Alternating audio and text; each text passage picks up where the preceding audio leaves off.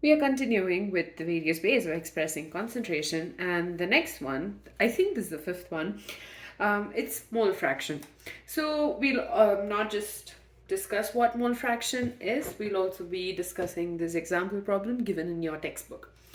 So before I start saying, oh, mole fraction, what is it and all of that, what I would suggest is you go back to grade 11. I mean, don't go back, but you can just go through what a mole means. That makes things much easier, especially when you have to solve problems based on mole fraction. And I think I have done a separate video on the various formulae involving the mole. So, I mean, if you would like to, I will put the link in the description below and you can check it out and just recap on what a mole is and, the various formulae you should know by this point. And it's fine if you don't remember because honestly, it's a lot.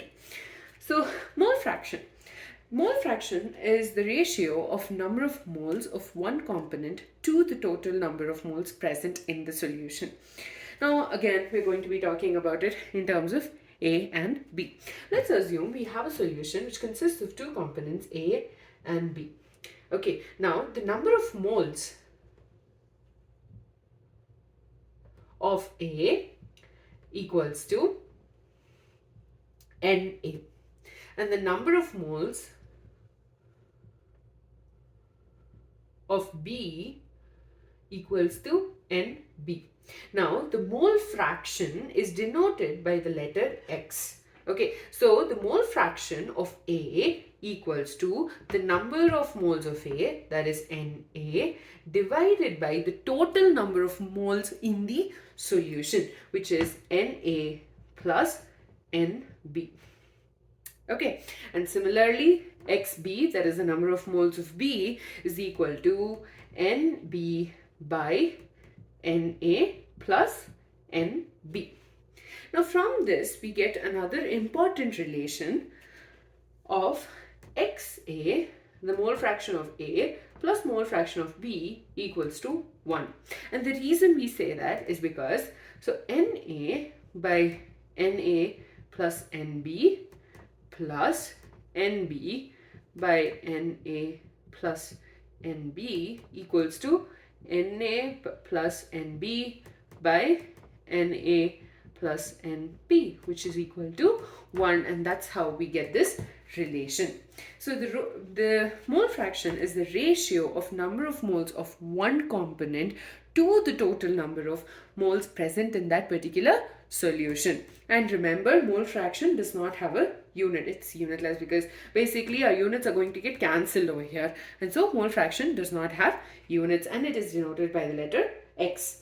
Now let's say we have a solution which has I number of components. So the mole fraction of I will be equal to the number of moles of I divided by N1 plus N2 plus so on Ni, and this is the mole fraction, and X1 plus X2 plus so on and Xi will be equal to 1.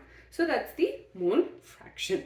Also, mole fraction helps us relate various physical properties like vapor pressure with concentration of the solution, and it's actually quite useful for describing the various calculation involving gases, and that's where we use it.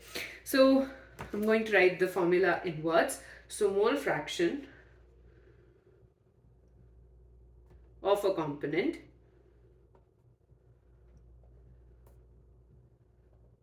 equals to number of moles of that component,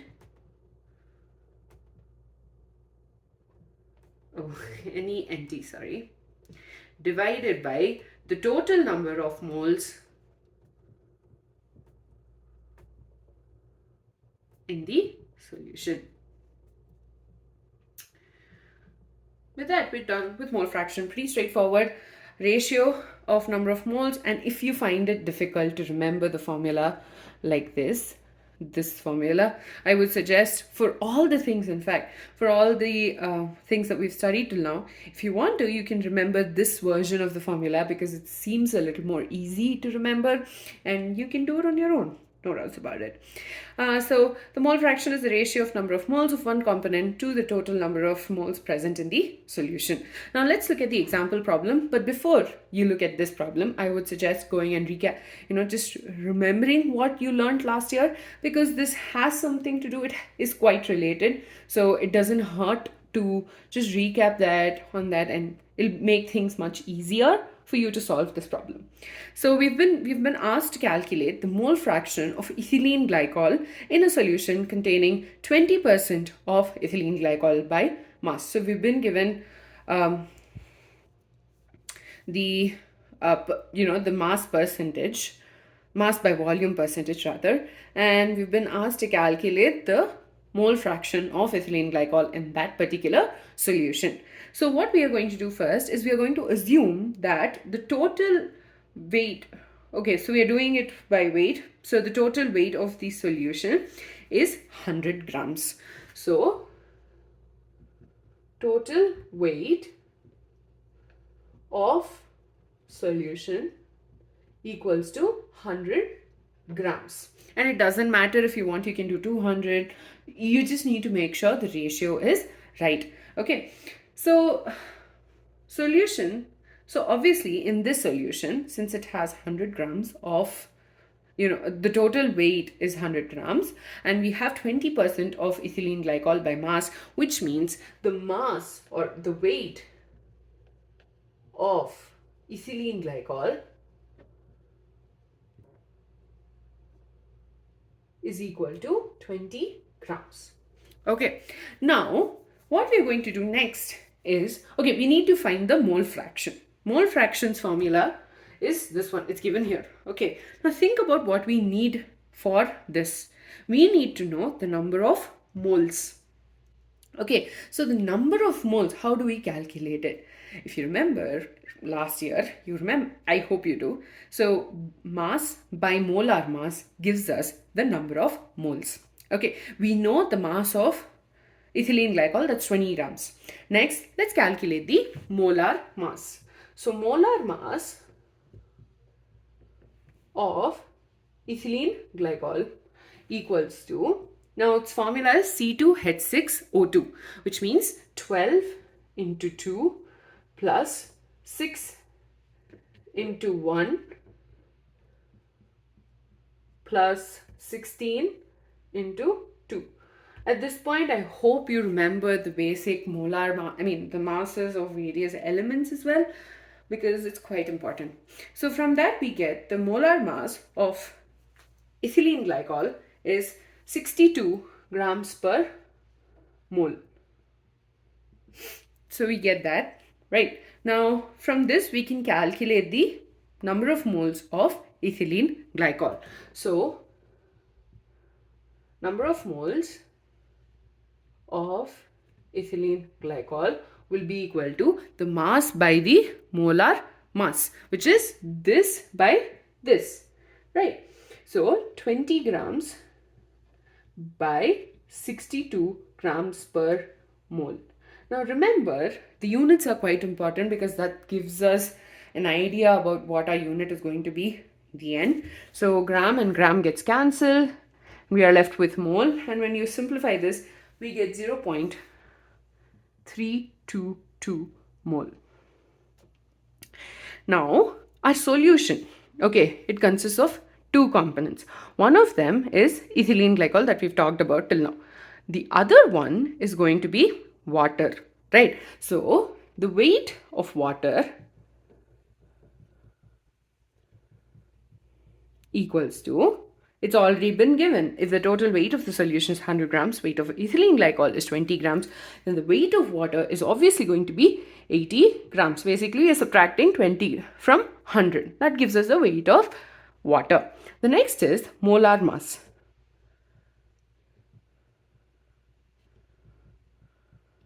Okay, molar mass H2O. So 2 into 1 plus 16, that's equal to 18 grams per mole. right? So the next one we're going to do is basically calculate the number of moles of water. So the number of moles of water equals to mass, that is 80 grams, divided by molar mass, which is 18 grams per mole. Okay, gram again gets cancelled, and we are left with 4.444 moles. So from all of this calculation, we have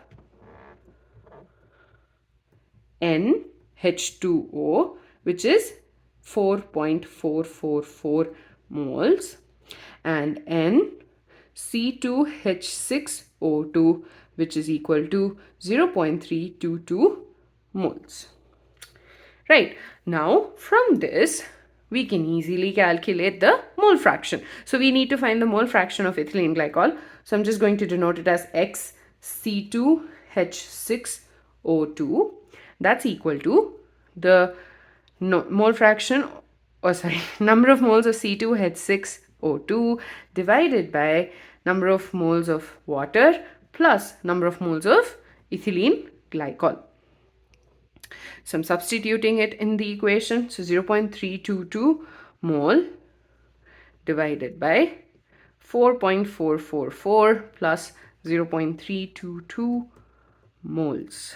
Now that's why we have no units for mole fraction, and this is equal to 0.068 is the mole fraction of ethylene glycol.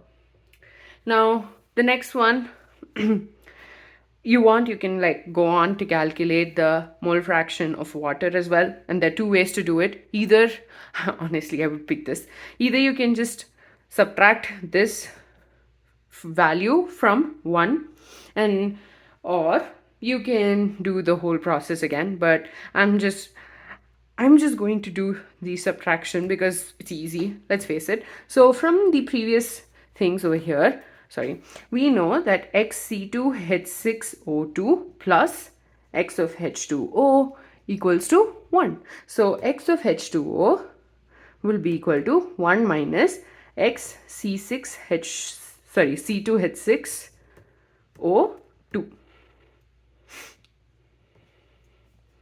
which is equal to 1 minus 0.068, which is again equal to 0.932.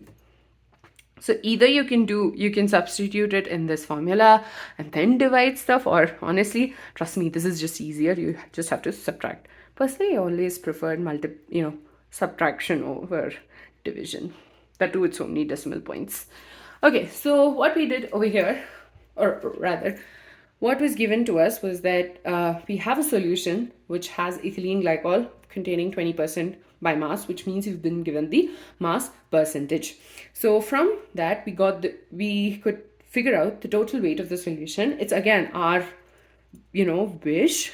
If you did take 200 grams or 400 grams, the ratio would have stayed the same. So in the end you would have gotten the same answer, because it's again a ratio. So we've from the total weight, we were able to calculate the weight of the ethylene glycol and the weight of water, right? And from that, we were able to calculate the number of moles, but that was only after we calculated the molar mass of the ethylene glycol and molar mass of water. Mass by molar mass gives us the number of moles. This you learned in class 11. And from that, we just calculated the mole fraction, and since we wanted the mole fraction of ethylene glycol, we had that on the numerator. And if we want to calculate the mole fraction of water, you can either substitute NH2O at the top and then get the value, or you can take the easy route and just do this, which is basically subtraction. So mole fraction is the ratio of number of moles of one component to the total number of moles present in the solution. And an easy way to remember this is mole fraction of A is equal to the number of moles of A divided by the number of moles of A and B. And the mole fraction of A plus mole fraction of B equals to 1. And the reasoning for this equation existing is given over here. And so from that we are able to get a general equation where if a particular solution has I number of components, mole fraction of I will be equal to the number of moles of I divided by the total number of moles in the solution.